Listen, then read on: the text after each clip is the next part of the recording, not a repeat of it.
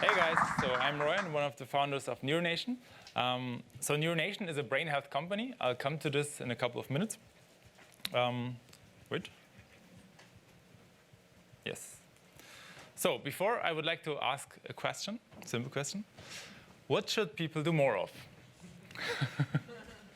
Watch TV or take care of their health and education? So who's for TV? Wow, come on. OK, some people work in some other industries here. But I think most people would agree education and health is somehow good. However, what are they doing? People spend 2.8 hours per day watching TV. And then it's, I don't have time to take care of my education, take care of my health. And we are actually a brain health company, so this is our competitor, the TV. Our competitor is not some education app, some health app to get those couple of minutes out of that app to our app. No, people spend really a lot of time here, so I think it's OK if we take some of those minutes out here. NeuroNation, as a brain health company, offers two programs. One is a cognitive training that improves memory and attention. And the other is a mindfulness program that helps to better deal with stress. So we'd like to think about behavioral science as one way to shift these minutes a little bit over there. So I'll talk about some theories today, and hopefully this gives you some inspiration to also experiment. This leads me to the agenda for today, which is inspired by the shortest definition of science I could find. So science is the systematic way of acquiring knowledge through observation and experimentation. And this is why I've structured the agenda like this. So first we look into our processes. So I saw a lot of discussions here on processes, so I hope there's some interesting things in that. Then we go for the observation, engagement KPIs, and then the experiment. I'll share one of the experiments we did during this format. So our process. At NeuroNation, we work based on the high-tempo testing framework that I got to know from this book, Hacking Growth, which Sean Ellis wrote. And this is a 4-step procedure that you repeat all over and over again. So step 1 is analyze. You analyze where the problem is. Then you generate ideas, step 2. Step 3, prioritize these ideas, and then put the experiment out. And we look into each step. So analyze. This is a weekly meeting where we look at the problem in the product. So how do we do this? We map the customer journey into one funnel. So we have one place to look at things. And this funnel, of course, depends on the product. In our case, it would maybe start with the installs. So getting from here the installation rate over to registration, onboarding completion, initial retention. And then hopefully at some point you have this customer success KPI or North Star, as Ilya mentioned.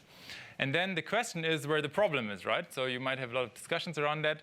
Now, we don't necessarily go for the spot where we have the biggest number, because there might be smarter ways than that. Fortunately, Google shares a lot of benchmarks, right? So you have benchmark data to compare where do you have actually the difference to the benchmark. So maybe a 70% here might be OK for now. Yeah? So you compare to benchmark, and then this is the weak spot. This is where we will focus on in the next sprint in our product. Now, who's getting this data? The data analysts getting the data. And what tools do we use? We use Firebase connected to Google BigQuery to go to this low-level data here.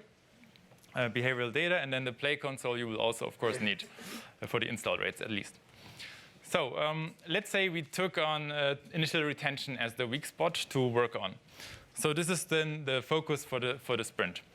Now it's about ideas. How do we solve this thing? Now, who generates ideas? Not the one product manager. So we try to make the team generate ideas. And then you might come up with certain things from customer research, maybe some problems there. But also, we like to use theories from behavioral science. There's a lot of learnings there that we can apply. For example, the self-determination theory that I'll share later today. So the ideas are generated by the team. Then you have lots of ideas. Now the question is, what do we go for? Prioritize. Step 3. So Here, we basically give a score to each idea. And this is the I score from this high-tempo testing framework. And it's built of 3 components: impact, confidence, and ease. Impact says if the assumption holds true behind this idea, then how high would the impact be on its KPI? Then confidence, how much data do we have to support this? Maybe we did something similar in the past, or we saw on some Google conference some interesting thing, then we have a higher confidence here. And then ease, how easy is it to implement? And then 1 to 10 for each of these. And again, the team votes. Because else you will have the dominant voice in the room. We all know this in a meeting, there's some dominant person. And then we will do whatever this dominant person does. So no. We go for this team voting in some tables so that we can build the averages out of that, average over those votes. And then we have the I-score for each idea. And now we can go for the maximum I-score idea. And we're in this testing phase. So for this, of course, the dev team will now build this feature.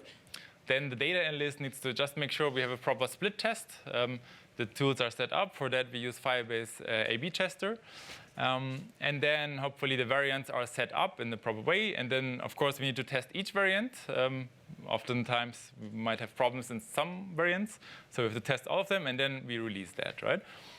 So if we did all these steps, then hopefully the next time we go to step 1 again, the next weekly meeting maybe, or the one after that, we have some success there on initial retention.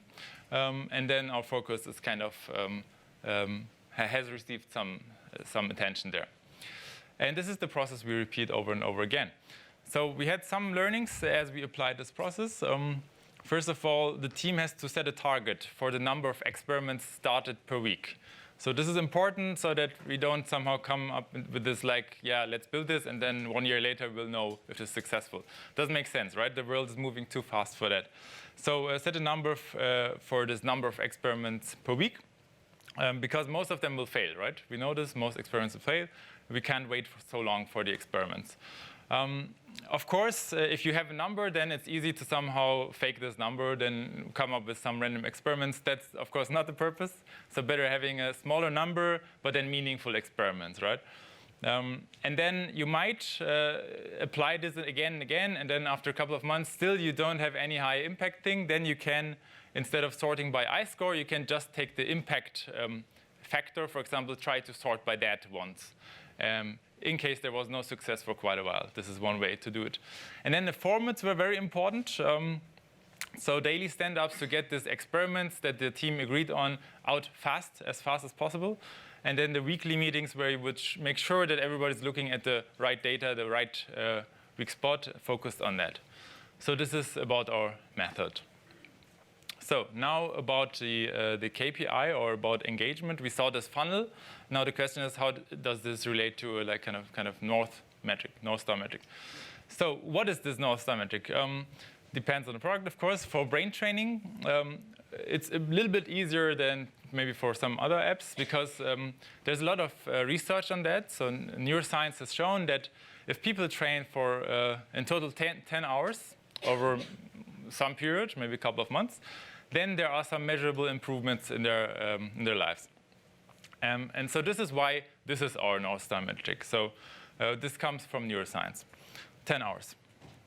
Now, the question is, how do we come from there, from this North Star or long-term customer success KPI, how do we come to something that we can work with, right? So we cannot start an experiment and wait like until users reach 10 hours of training. We'll need, again, half a year.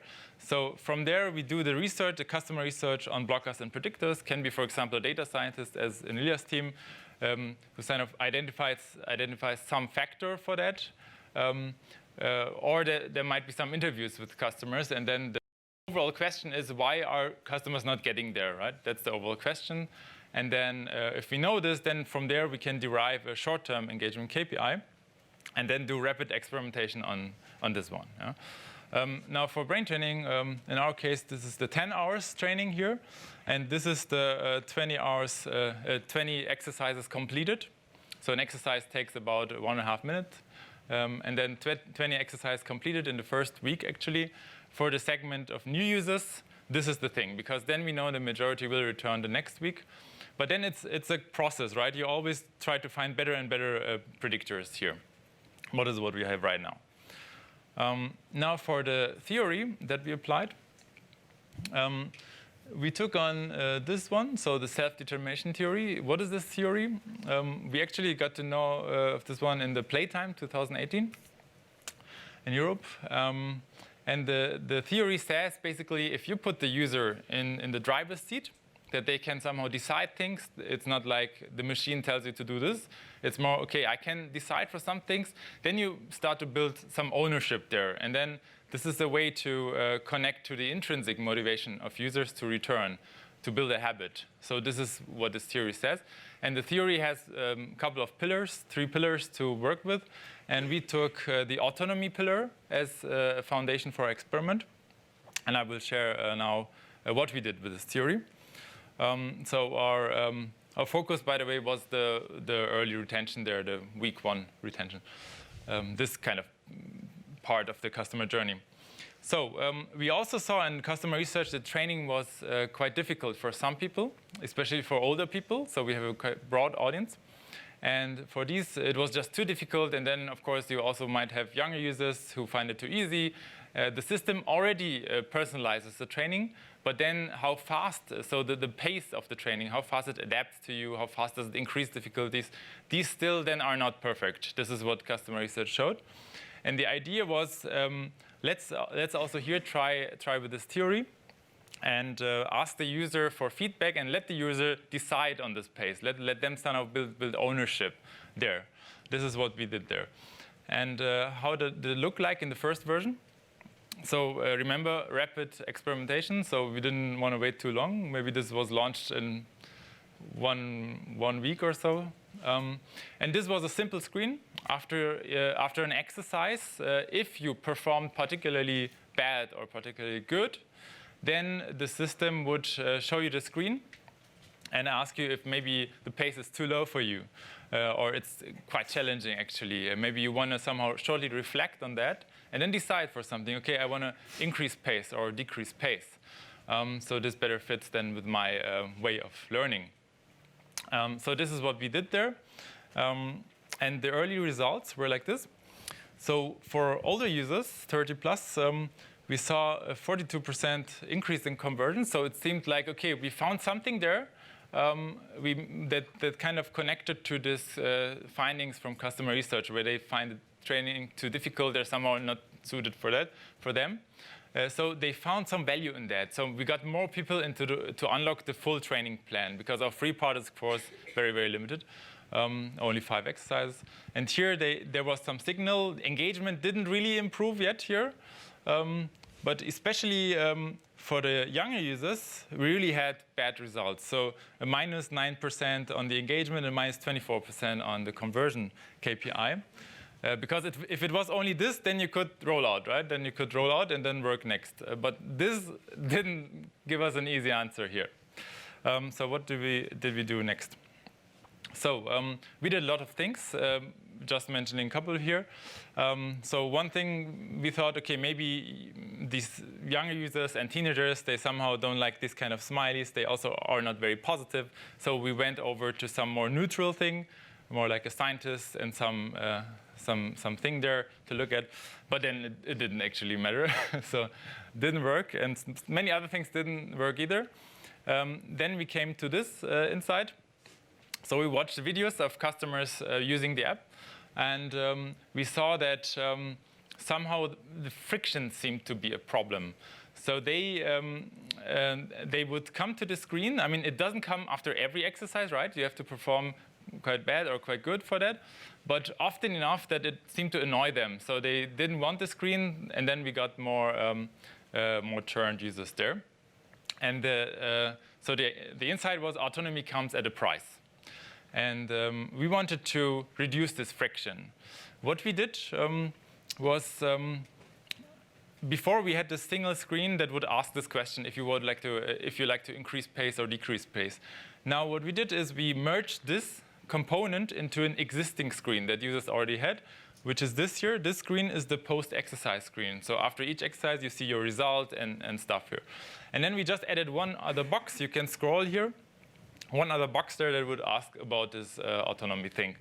And they could say, OK, increase pace or decrease pace, but they wouldn't be forced to answer, right? So they could just say, I continue my session. I don't care. Still, the majority answered the question. This was one thing we did. And the other thing was maybe not everybody wants to be in the driver's seat, right? So maybe they are not sure about that. So we asked in onboarding if we would be willing to answer questions at all during training, or if they want the system to decide everything. Now, it mattered a lot how we put, what wordings you put here. If it's like, whatever sounds exciting, they will click, right? So, so we had to come up with 3, 4 variants of this until we somehow, at some point, got something meaningful there. And it was just quite abstract here, regular follow-up questions about adjusting training complexity, and then you could say activate or deactivate. If it was automate or manual, they would go for automate. So it's like really, this matters. Here, then we got 90% that would say, OK, activate, 10% would not want any questions.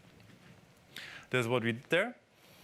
And then finally, we actually, I think this was then the 6th iteration of the experiment. Again, like weekly or bi-weekly experiments. Then we finally fixed the problem. So here the 30-plus users. Still, here we got an uplift, right, from +1 to +7% compared to the control group in engagement. And the conversion was also, again, a strong positive one. I don't have the final number here because we didn't wait for the significance on this one because it was the same component, just merged into this other screen. But most interestingly, for the young users that had previously -9% engagement, they went to a +10%. So this was really the problem, engagement, and not like visuals or anything else. And the conversion for them was actually stable, same as control, so that's fine. Then we could roll it out finally. Yeah. Yes, the learnings I can give you then today that we had were these 3. So the high-tempo testing framework, really thinking about fast experimentation, not like months. In our team, probably if somebody would come up with something that needs like 6, 8 months to develop, we would say no. So it's really fast experimentation. Let's first learn about the basic assumption. If the assumption is really shows any signal, and if so, then dive into that. Then we can develop this 6-month feature. So this is this high-tempo testing framework and really aligning the team on that. It's not, OK, you do this, I do this, and then nobody is responsible for the bottom line. No, we have the one funnel, and then we work fast on that. And then that the engagement KPI should connect to some North Star metric. I think it's very hard, but I think there might be a lot of value because as app developers, we're not there to somehow take the time, right? We have to somehow deliver that value. Everybody knows this, but then working somehow on finding that thing that has some impact in their lives. This is, I think, important because from there we can work on the right thing then. And then just as an inspiration to look at this self-determination theory and then maybe try out one of those things and give the user a little bit more options, but not creating too much friction. Yeah? Yes, so now we have questions. Thank you. Yeah, you were the first one, I think. Thank you. Can you describe, so it sounded like you were doing these tests at a pretty quick pace, right? Weekly or almost bi-weekly? Yeah. Can you describe the nature? Because it seems like it would be pretty difficult to have such, especially like you seem to have detailed results out of every week. Like, are we talking like what kind of numbers were you looking at? What type of users, behavioral? So, I mean, so where do we get data fast enough, right? I guess this is the kind of question, or? Sure. Well, how are you measuring that levels of retention, and was it like behavioral tests, user usability? Okay. How do we measure that? We were collecting data with Firebase and connecting to Google BigQuery, and then we would look at behavioral data. So in our case, actually, the engagement KPI was completing an exercise. So it's actually, we would have it both on Firebase and in our backend. But we usually took a BigQuery, and had an event. The app tracked this event that an exercise was completed, and then this is how we measured that. Yeah, and then we usually had to discuss always with the devs how to reduce the time needed for a feature so that it can go fast enough out. Right now, we're trying to hit the number of 4 per week, but this includes the whole funnel. So would include listing store experiments and this stuff. So if in the product we have one release every 1 to 2 weeks, this is I think, the minimum that should be there.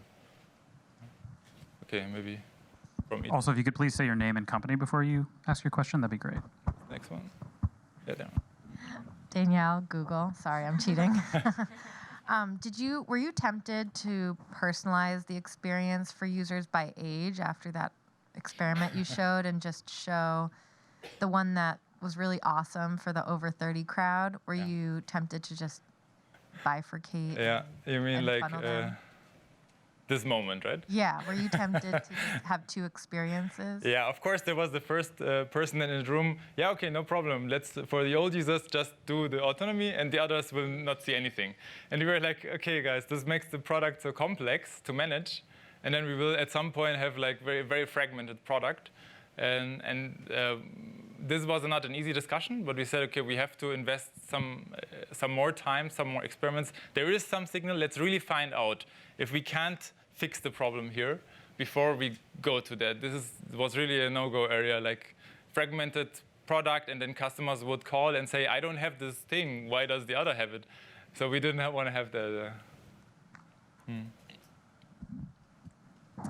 Hi, I'm Dawoon with Coffee Meets Bagel. Thank you so much for your presentation. So you talked a lot about the velocity of test and how important that is because most tests will fail. I'm wondering if you could share a few things that you did or your team did that really significantly increased the velocity. For example, like I think some of the tools and processes that we can put in place to do readouts faster, I think those can actually really impact. Mm-hmm. Do you mean like development-wise, or in what way?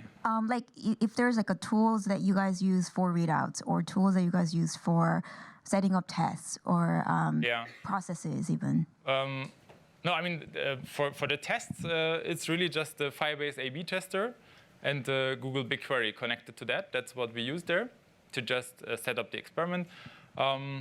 Yeah, I mean, so the question is, how do we somehow increase velocity in general, right? Well, it's a lot of discussions, I would say, because the developer always wants to somehow, yeah, let's add this and then make it proper and so on. And it's always like, we don't know if this is going to be successful. Build your stuff, and in 80% of the cases, maybe it fails. And then you don't need to do this proper, clean system. You can clean up once we know this is successful. We always have this discussion.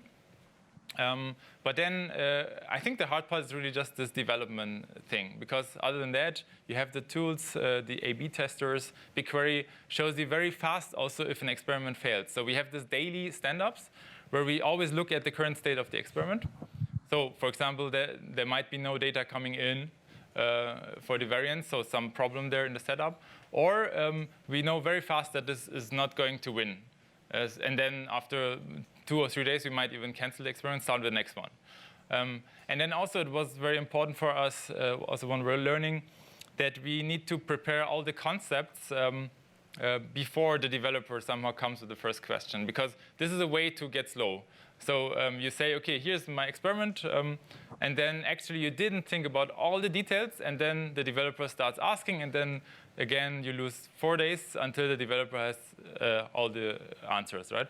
So we try to build up a backlog of really ready experiments, and not like we make this, it's 90% ready, and then the 10%, no problem when the developer comes. So we'll try to avoid that. Really a backlog of 2 or 3 really ready experiments.